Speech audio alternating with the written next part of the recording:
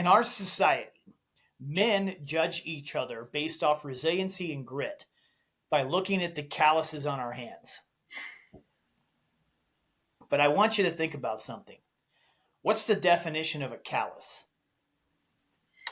So it's continuous. I actually don't know the definition, but I know how it's actually achieved is by continuously ripping and tearing and then building up harder skin so it's able to endure much more tearing and ripping. Yeah, and you're exactly right. But here's what's unique: callus is nothing more than dead skin that feels no pain. We don't want to do that to our brain and to our emotions.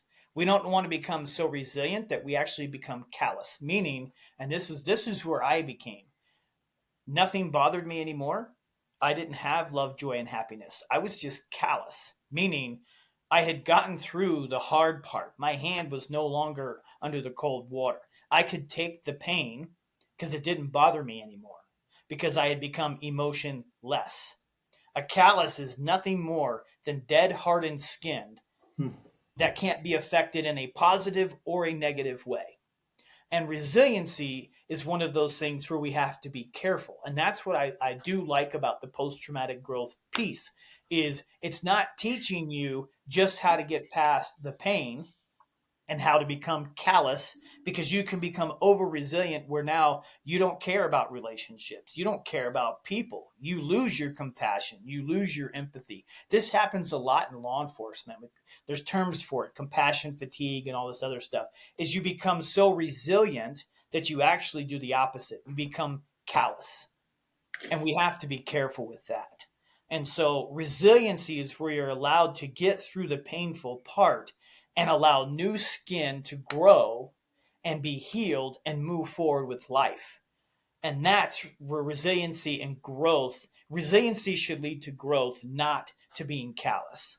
And we have to be careful with that. So I believe every tool out there can be a weapon, or it could be something to build with. Like a ball peen hammer, you could build. You can also shape metal with it. You can also kill a person with it. And I believe that everything needs to be done in moderation or has to be done with specific intentions. Just like if you want to be a monk and go into complete isolation or solitude, depending on what verbiage you want to use for introspection. You can stay in therapy your whole life, but you're never actually having a chance to really test it, to be able to understand it, to really live. But when you're talking about actually shutting down your emotions, and I really hope we get a chance to talk about the law enforcement aspect of it, it's a very it's an irky feeling because everything gets shoved into this box. I call it Pandora's box. Mhm. And once you open it, you don't know how to understand how happiness is or how loneliness is or whatever. And you're trying to do everything you can just to close up that box. But as soon as you start to explore it, it feels overwhelming. It feels bothersome. But being emotionless sucks. It is just existing in this world. I say you're surviving at this point and you're not really living. I remember having this conversation with a bunch of therapists. The Marine Corps taught me how to survive. It never taught me how to live.